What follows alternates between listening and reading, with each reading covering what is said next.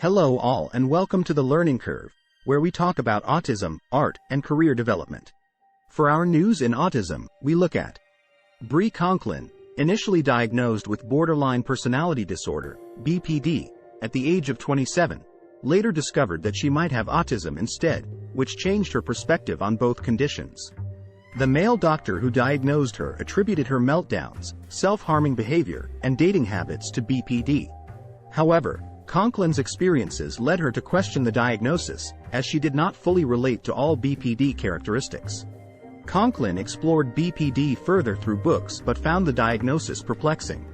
She took medication, Abilify, prescribed for BPD, which led to negative side effects and a worsening of her condition.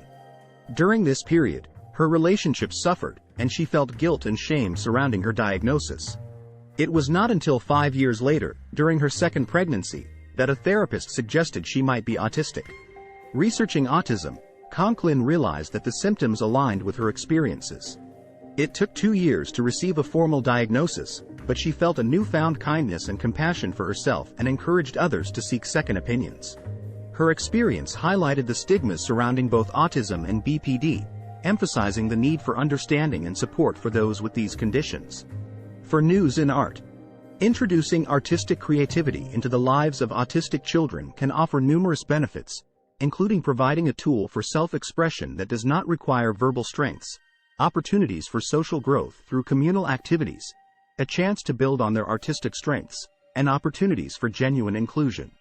The arts can also provide lifelong interests and skills that remain relevant throughout their lives. However, there are several challenges for autistic children when engaging in arts education, particularly in school-based programs. These challenges include fine motor skill difficulties, verbal language processing issues, the ability to meet instructors' expectations, engagement in group learning, and compromised gross motor skills. 4 models for involving autistic children in the arts are inclusive arts programs, segregated, disability, arts programs, therapeutic arts programs, and private art instruction. Each model has its pros and cons, depending on the child's abilities, interests, and behaviors. Tips for helping autistic children explore the arts include recognizing their potential for artistic expression, encouraging creative freedom rather than standardized projects, supporting inclusion whenever possible, starting early with artistic interests, taking advantage of community arts programs, and having artistic materials readily available at home for collaborative projects. For other news in art, Supreme Creative Director resigns as Arthur Jaffa collaboration hangs in the balance. Tremaine Emery, the creative director of the clothing company Supreme, has left the post, claiming that he faced systemic racism at the company. In Instagram posts detailing his departure, Emery stated that he left over how Supreme handled a collaboration with the artist and filmmaker Arthur Jaffa. It wasn't entirely clear what Jaffa, who is best known for his 2016 film Love is the Message is Death, was to produce for Supreme. It also wasn't clear whether the Jaffa project was moving forward or not. Emery said on Instagram that one of the few black employees at Supreme had prevented the project from moving forward because of the depiction of black men being hung and the freed slave Gordon pictured with his whip lashes on his art. Hung and the freed slave Gordon pictured with his whip lashes on his back. This seems to be a reference to a photograph of an enslaved person that Jaffa has periodically appropriated for his art.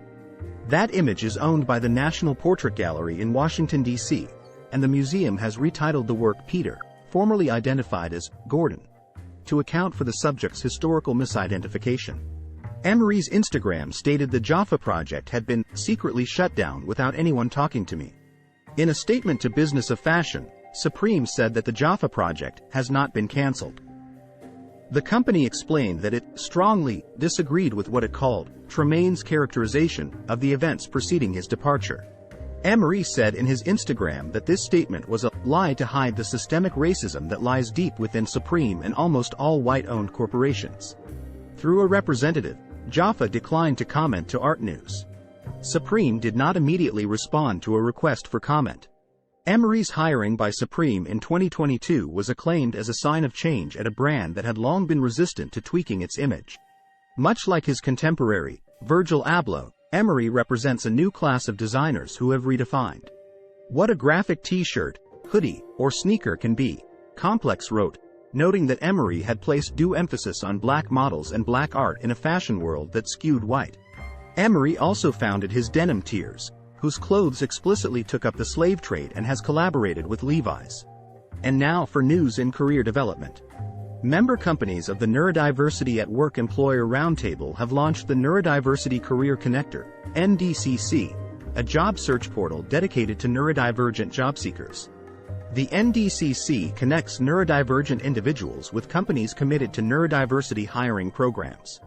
This platform currently features job listings from U.S. employers looking for candidates who are neurodivergent, which includes conditions like autism, ADHD, dyspraxia, dyslexia, dyscalculia, and Tourette syndrome. The Neurodiversity at Work Employer Roundtable consists of nearly 50 companies with neurodiversity hiring programs and support systems for new employees. The group's goal is to reduce job barriers and promote neurodiversity hiring in the workplace. Support for neurodivergent candidates includes assigning job coaches or mentors, providing time for employees to connect with each other and share feedback on their experiences, and taking advantage of training opportunities offered through the Neurodiversity at Work Employer Roundtable for managers of employees hired through the Neurodiversity Career Connector.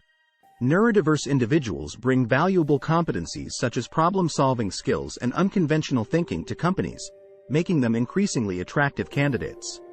The initiative aims to tap into this untapped talent pool and promote diversity and inclusion in the workplace. That's all we have for this episode of The Learning Curve. We'll see you in the next one.